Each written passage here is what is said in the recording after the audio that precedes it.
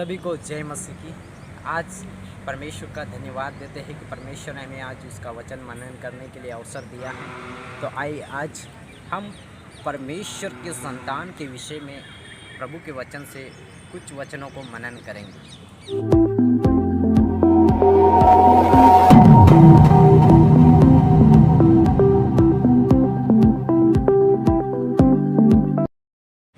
आइए तो हम बाइबल में से पहला वचन पढ़ते हैं जो परमेश्वर के संतान के विषय में लिखा है।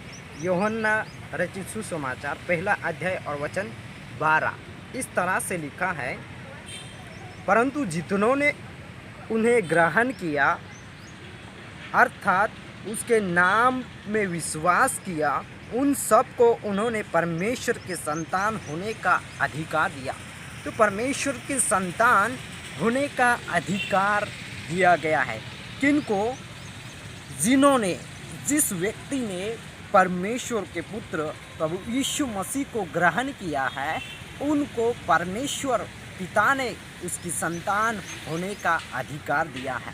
तो पहला वचन जिसमें लिखा गया कि हम कैसे परमेश्वर की संतान बन सकते हैं, तो वो यह है कि हम उसको ग्रहण करें, प्रभु को ग्रहण करें और उसके नाम पे विश्वास करते हैं, तब हम परमेश्वर की संतान बन जाते हैं। आइए अब हम दूसरा वचन पढ़ते हैं। गलातियों की पत्री उसका 3 अध्याय और वचन 26 में लिखा है, इसीलिए तुम सब मसीह में विश्वास द्वारा परमेश्वर की संतान हो।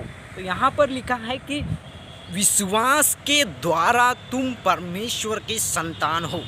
तो जब एक व्यक्ति सच्चे दिल से प्रभु यीशु पर विश्वास करता है, उसके बाद वो परमेश्वर की संतान बन जाता है। यहाँ पर भी हम इस बात को देख सकते हैं कि जो विश्वास करता है वही परमेश्वर की संतान बन सकता है। यूहन्ना के सुसमाचार में भी हम पढ़ा है कि विश्वास के द्वारा वो परमेश्वर की संतान होने का अधिकार दे दिया गया, और यहाँ पर भी लिखा है कि जो विश्वास करते हैं यीशु में वो परमेश्वर की संतान बन जाते हैं। तो हम वचन पढ़ते हैं जो परमेश्वर की संतान के विषय में लिखा है। रोमियो की पत्री अध्याय 8 और वचन 14 में इस प्रकार से लिखा है, वे सभी जो परमेश्वर के आत्मा द्वारा चलाए जाते हैं परमेश्वर की संतान है। तो यहाँ पर भी हम इस बात को देख सकते हैं कि जितने लोग परमेश्वर की आत्मा के द्वारा चलाए जाते हैं वे ही परमेश्वर की संतान बन सकते हैं।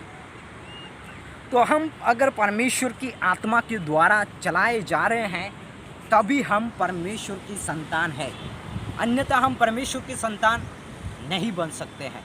अगर हम दुनिया की हिसाब से चल रहे हैं, अपने हिसाब से चल रहे हैं, तो हम परमेश्वर की संतान नहीं है। लेकिन जब हम परमेश्वर की आत्मा के अगुवाई में चल रहे हैं, परमेश्वर की आत्मा में होकर चल रहे हैं, तब हम परमेश्वर की संतान बन सकते हैं। क्योंकि यहाँ पर वचन में लिखा है कि वे लोग जो परमेश्वर की आत्मा के द्वारा चलते हैं, चलाए जाते हैं, वे ही परमेश्वर की संतान हैं। तो हम सोचे, क्या मैं परमेश्वर की आत्मा के द्वारा चलाया जा रहा हूँ? क्या परमेश्वर की आत्मा मुझे अगुवाई कर रही है? क्या मैं परमेश्वर की आत्मा में होकर चल रहा हूँ? अगर हम ऐसे करते हैं तब हम पूरे विश्वास के साथ बोल सकते हैं कि हम रोमियो 8 अध्याय और वचन 16 में इस तरह से लिखा है कि स्वयं पवित्र आत्मा हमारी आत्मा के साथ इस सच्चाई की पुष्टि करता है कि हम परमेश्वर की संतान हैं। तो यहाँ पर भी हम इस वचन को देख सकते हैं कि स्वयं पवित्र आत्मा हमारी आत्मा में होकर यह गवाही देता है कि हम स्वयं परमेश्वर की संतान हैं। तो पवित्र आत्मा हमारी आत्मा में होकर गवाही देता है और वो बोलता है कि हम परमेश्वर की संतान हैं। परमेश्वर का वचन सुनने के लिए आप सबका बहुत ही तहे दिल से धन्यवाद देते हैं, और प्रभु में आप लोग ऐसे ही बढ़ते रहें और आप सभी को प्रभु आशीष दे। सबको जय मसीह।